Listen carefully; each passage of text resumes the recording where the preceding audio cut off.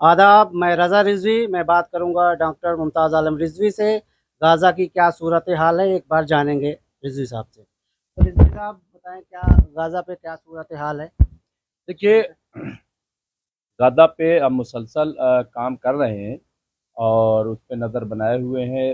रोज़ live करते हैं और पिछले 2 साल से हम लाइव कर रहे हैं। इस वक्त तो हालात कदरे बेहतर है। बेहतर इन माना में है कि जिस तरह से इसराइल कत्लेआम कर रहा था, फ़िलहाल जो है वो उसके हाथ जो है वो कहीं न कहीं बंधे हैं और अब पहले की तरह वहाँ पे जो कत्लेआम है वो नहीं हो रहा है। इक्का-दुक्का कहीं पे सुनने में आ रहा है, बाकी वहाँ पे ठीक है। और हमास जिसे ख़त्म करने की बात की जा रही थी, तो अब ये है कि हमास ने ही वहाँ पे एडमिनिस्ट्रेशन संभाल रखा है। हमास की हुकूमत ही वहाँ पे पूरा काम कर रही है। ये वहाँ की रिपोर्ट है। एक रिपोर्ट और आई है, वो ये कि इज़राइली फ़ौज ने कुछ टनल्स में सीमेंट भरा है, तो उसमें 150 से 200 बताते हैं कि हमास के जो लड़ाके हैं, जंगजू, वो फंस गए हैं, ऐसी खबर आ रही है। हालांकि ये भी खबर आई है कि अमेरिका ने खबरदार किया है, ख़ास तौर से जो इज़राइल को, कि अगर 150 से 200 लोग, यानी हमास के लोग या जो भी हैं गज़ा के लोग, अगर इन्हें कुछ हुआ, इन्हें मारा गया, तो फिर एक नया बवाल खड़ा हो जाएगा। इसलिए इन्हें फ़ौरन छोड़ दिया जाए। ये इज़राइल से अमेरिका ने खुद कहा है कि ऐसा ना किया जाए। तो ये वहाँ की एक सूरत हाल है। दूसरा ये कि अभी तुर्की में बहुत बड़ी इस्तांबुल में मीटिंग हुई है, जिसमें यूएई, सऊदी अरब, हाँ, कतर, मिस्र, पाकिस्तान और कई ऐसे मुल्क, इंडोनेशिया वगैरह के तमाम जो वज़राए ख़ारिजा, विदेश मंत्री, वो सब उसमें शामिल हुए और उसमें इस बात पर तनकीद की गई, तशवीश का इज़हार किया गया कि साहब ये जंगबंदी के बावजूद इसराइल क्यों मार रहा है, क्यों वहाँ पे कत्ल गारिदगरी कर रहा है। यानी जंगबंदी के बाद 250 करीब लोग मार दिए, इसके अलावा 600-700 लोग ज़ख्मी हो गए।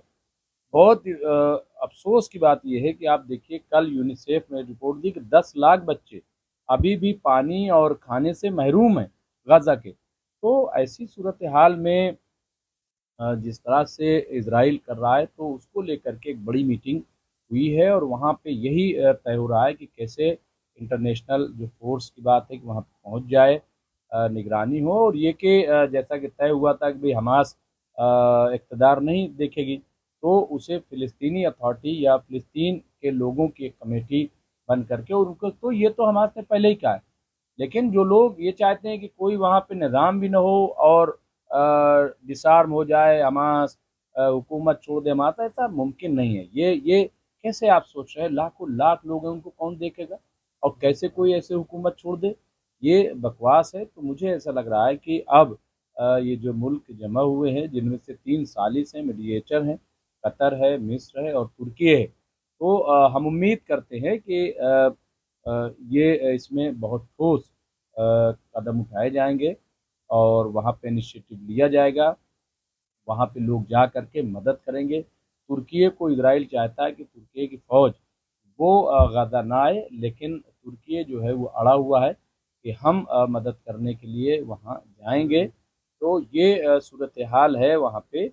अब इसमें ये कि कितना कौन इनिशिएटिव लेता है, मुश्किल ये हो गई है कि ये तमाम अरब मुल्क जो हैं, इन्होंने ऐसा एतमाद खोया है कि कोई यकीन नहीं करता। जब भी मीटिंग करते हैं, कुछ करते हैं, लोग समझते हैं कि नशिस्तन खुर्दन बर्खास्तन, ये जो है बैठेंगे, खाएंगे, पिएंगे और चले जाएंगे। ये बहुत संजीदा नहीं है। कई तो मीटिंगें हो चुकी हैं, वही देखा गया लास्ट में वही हो जाता वही चीज़ है, वही राशिद साहब। देखिए, अगर ये वाकई अब भी मौका है, मैं कह रहा हूँ कि अब भी अगर ये ठोस कदम उठाएं, हाँ, और मदद के लिए आ गया है। अभी जैसे ईरान कोशिश कर रहा है, ईरान जो है सऊदी को, तुर्की को एक गठबंधन बनाने की बात आ रही।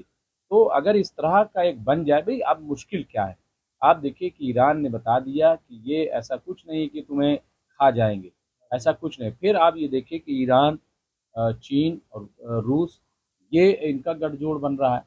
ये सूरत हाल है। इसलिए अब कम से कम हौसला दिखाना चाहिए। और मौत ज़िंदगी अल्लाह के हाथ में है। इतना मौत से डरने की ज़रूरत नहीं है कि आप समझ लीजिए, मौत आ जाएगी तो आप कहीं भी मर जाओगे। हाँ, और मौत है। नहीं आएगी तो आप कोई मार नहीं सकता। तो मौत और ज़िंदगी है क्या भाई? ऊपर वाले ने आपको बनाया भेजा और उसी को पता है कि कब आपको कब तक जिंदा रहना है। अब आप अपने दुनिया में और बदनामी और झेल रहे हो आप। भाई आज सऊदी अरब को कोई पसंद कोई नहीं नहीं कर रहा, कर हाँ, कोई पसंद नहीं कर रहा है, लानत भेज रहे हैं, यूएई को लानत भेजी जा रही है। तो कम से कम अब तो मौका है कि आप अपनी एक इज्जत बचाइए। तो मुझे लग रहा है कि वो चीज़ जो है वो होगी, ऐसा मुझे महसूस हो रहा है और होना चाहिए। एक ठोस कदम कम से कम उठाएं। इसके अलावा देखिए, जो इजराइल के अंदर की सूरत हाल वो बहुत ख़राब है। मैं आपको बताऊँ बहुत ज़्यादा ख़राब है। इजराइल के अंदर, इजराइल में प्रोटेस्ट चल रहा है और सबसे बड़ी चीज़ ये कि जो अफसरान हैं खुदकुशी कर रहे हैं, फ़ौज के लोग आत्महत्या कर रहे हैं। इसके अलावा वहाँ पे अगर देखा जाए तो लोग नेतन्याहू को पसंद नहीं कर रहे हैं। वहाँ पे इजराइल को छोड़ करके लोग जा रहे हैं, साहब ये कभी भी जंग करा देंगे। अभी भी वहाँ से ये खबरें आती साहब, ईरान पे हमला, ईरान ईरान जो है 10 गुना ज़्यादा हो गया। जो अभी जंग हुई थी 12 दिन की, उसके से बाद और से मजबूत हुआ है। 12-10 गुना रिपोर्ट आ रही कि मजबूत ईरान ने अपने आप को कर लिया है। अब कैसे, आप सोचिए कि ईरान के पास ऐसी मिसाइल है जो अमेरिका तक मार करने वाली है। हाँ? फिर अभी 500 मिसाइल का मटेरियल चीन ने भेजा ईरान।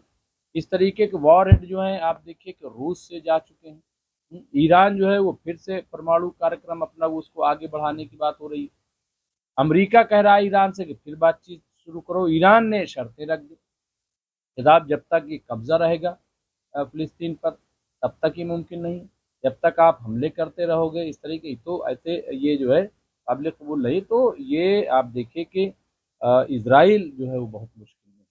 इसलिए मुझे ऐसा लग रहा है कि टू नेशन की बात जो है उस पर इसराइल को काम करना चाहिए, वरना इसराइल बहुत नुकसान में रहेगा और फिर इसराइल को कोई बचा नहीं पाएगा। ये आप समझिए जैसे कि हालात है। तो अगर इसराइल चाहता है कि उसका वजूद रहे तो उसे बहुत जल्द से बहुत जल्दी, बहुत तेज़ी के साथ टू नेशन स्टेट पर, टू नेशन पे बात कर लेनी चाहिए। फिलिस्तीन को दे दे जो उनका है और वो अपना बनाए, और उसके बाद जैसे दुनिया में मुल्क रह रहे हैं वो रह ले। देखिए ग्रेटर इसराइल का ख्वाब देखना छोड़ दें। ग्रेटर इसराइल नहीं बन सकता, नहीं बन सकता।